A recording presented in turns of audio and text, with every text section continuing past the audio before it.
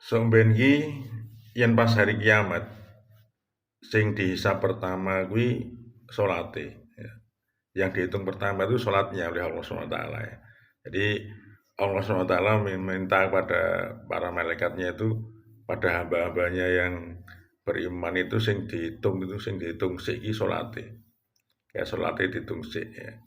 Maka beruntung bagi orang-orang yang sholatnya baik. Ya, beruntung bagi orang yang sholatnya baik. Nah, orang yang sholatnya nggak baik, rugi. Dianggap rugi. Karena yang sholatnya apik, ya. Kui kabeh dianggap apik. Wis hitungannya gampang.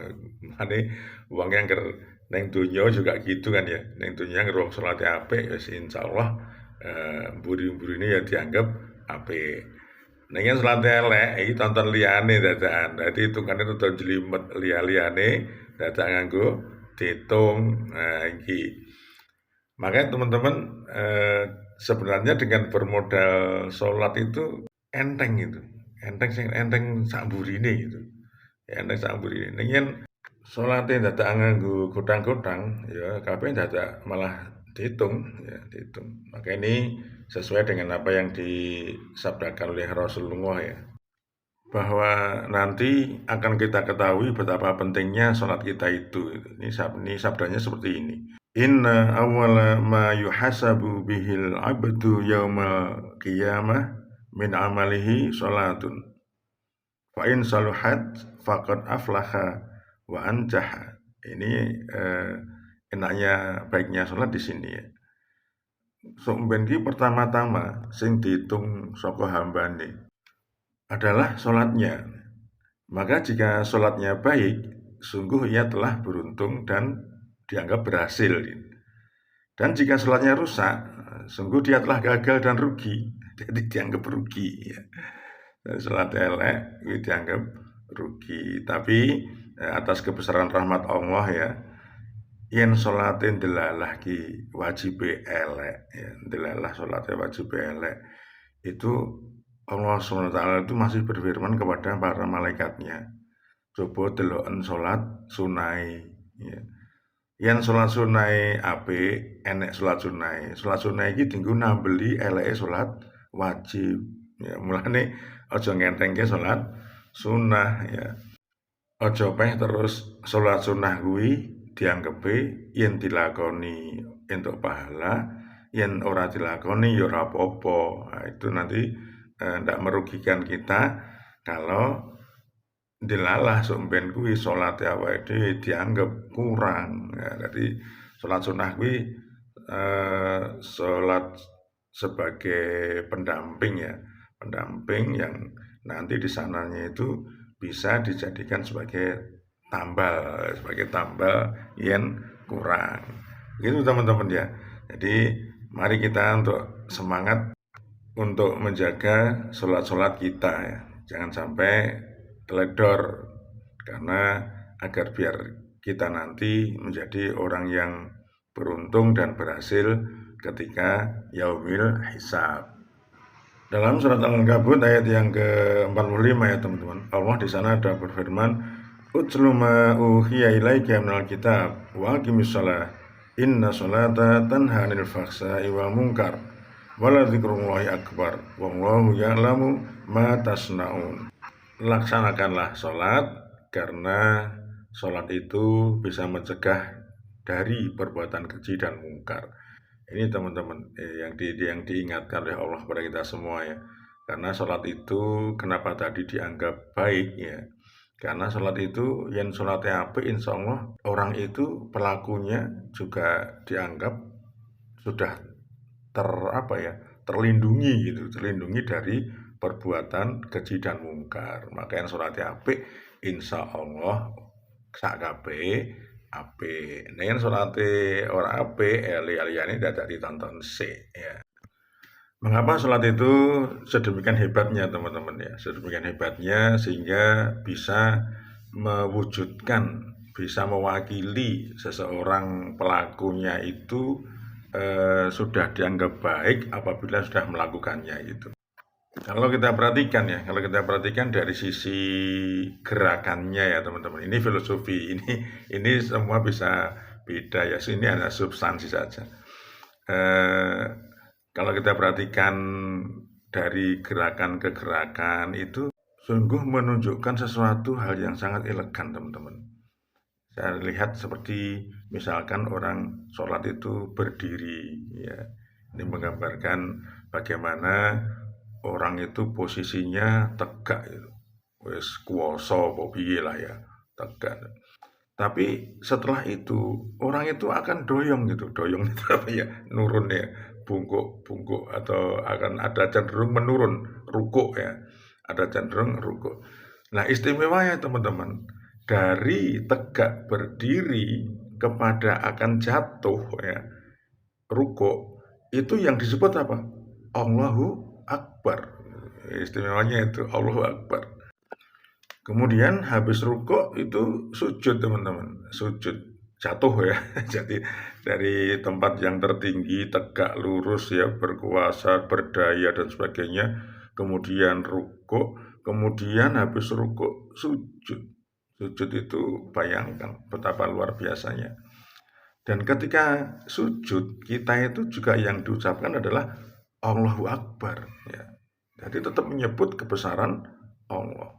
Jadi orang itu berbagai posisinya, di berbagai posisinya yang disebut itu adalah Allahu Akbar. Jadi kalau aku perhatikan sholat itu, orang yang sholat itu, dia akan bisa menerima dalam segala keadaan itu. Keadaan berdaya, keadaan setengah berdaya, dan keadaan tersungkur.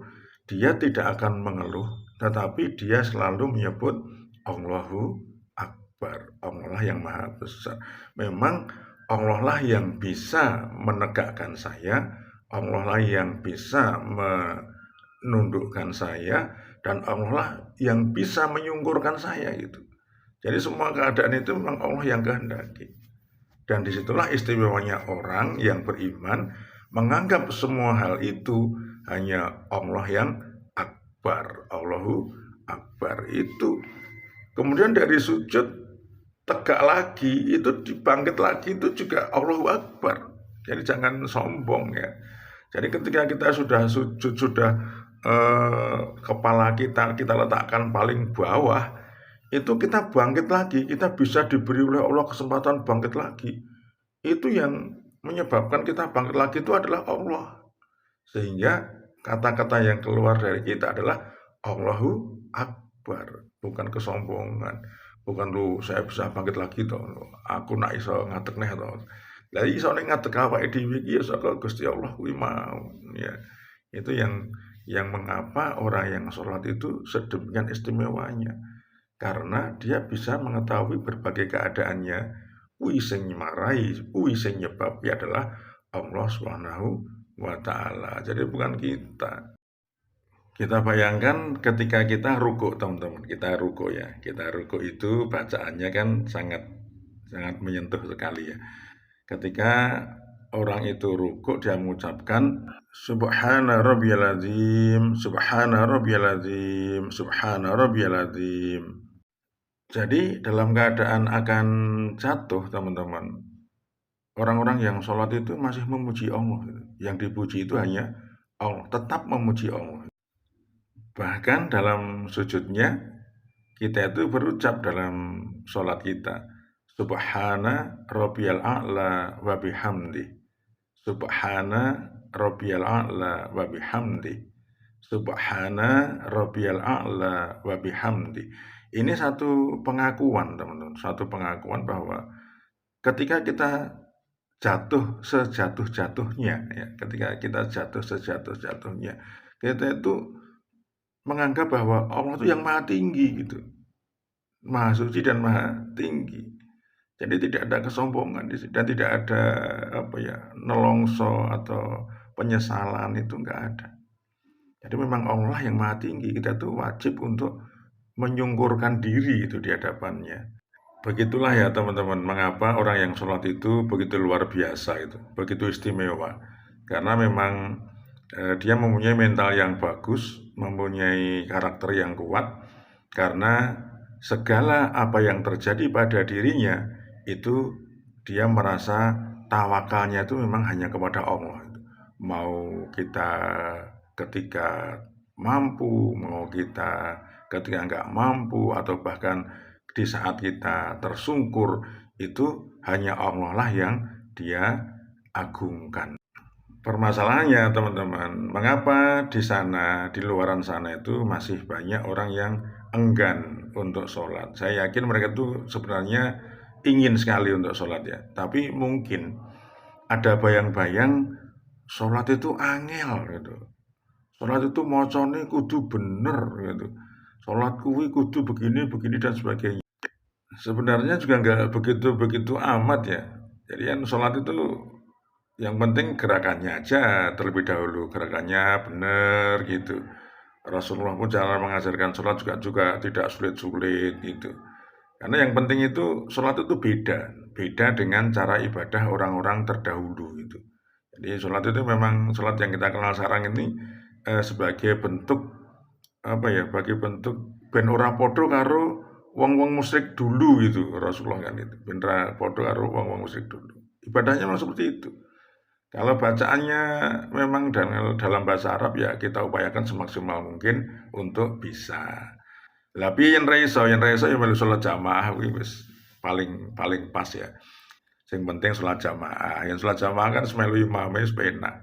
Ora usah urung iso maca lha maca apa wis pokoknya imame ruku ya melu ruku. Ruku iki piye? Ruku wis kaya ngono kuwi. Terus sujud piye? Sujud wis kaya ngono kuwi. Dadi wis ora sing angel-angel, wis gampang ngadeg sing ngadeg. Wong sholat itu kan digampangke. Ora iso ngadeg ya lungguh, ya. Ora iso lungguh ya turu. nganggo berbaring ya oleh. Pokoknya digampangke. Ojo semelang, wah engko macane salah, artinya salah, jadi malah ra salat ya. Ora usah wedi-wedi seperti itulah.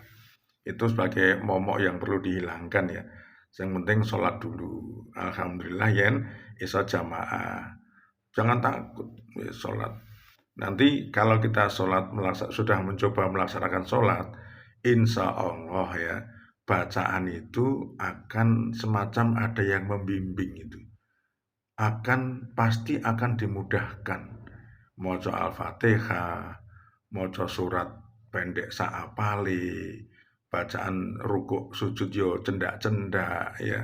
Wis ngono kuwi wis penak enteng-entengan. Ora usah mikir sing angel-angel. Engko yen mikir angel-angel ndak malah ra salat-salat ya. Ngenteni isone sempurna ya malah ra salat-salat. Wong kadang sing wis salat-salat iki ya ora sempurna, wis padha wae. Enek malah sing saling menyalahkan. Wis gelem salat wis bejo, bareng salat iki enek sing nyalahke. Salat kok ngono. Salat dadi malah mumet dhewe. Wis salat cek disalahke. Nek ben ngakon wong salate angel, bareng salat cek nyalahke. Itu muga-muga tidak di kita ya. Itu teman-teman. Jadi salatlah dulu. Salat kerjakan dulu. Wis penting salat cek dilakoni sik. Aja nganti menjadi momok yen salate mengko salah ndak malah dosa. Ya kuwi diilangi dulu. Sehingga solusi paling mudah ya salat di jamaah itu. Kerumuatan mampir masjid, kerumuatan mampir masjid. Ngono kuwi dianggap wong top, dianggap wong top. Padahal ora ngerti bacaane ra iso. Jadi ya ora apa-apa. Enggak apa-apa, ya enggak apa-apa. Tapi siapa tahu sih orang yang kancamu apa ya roh no kowe iki iso maca apa ora. Ora roh. Sing penting menghadap kepada Allah, menghadirkan hati kita, kemudian Allah baru akan menilai. Jadi nggak usah punya rasa takut ya teman-teman ya. Ojo duwe rasa wedi melaksanakan sholat. Ora usah duwe rasa was-was, rasa duwe rasa piye-piye. Sing penting sholat ngono wae. Wis bener karo ora urusane Allah SWT. Yang penting kita niat hati kita itu kita tundukkan kepada Allah SWT lewat sholat. Itu insya Allah nanti akan ada bimbingan-bimbingan tertentu itu dari Allah untuk kita agar sholat kita itu lebih baik dari sebelumnya.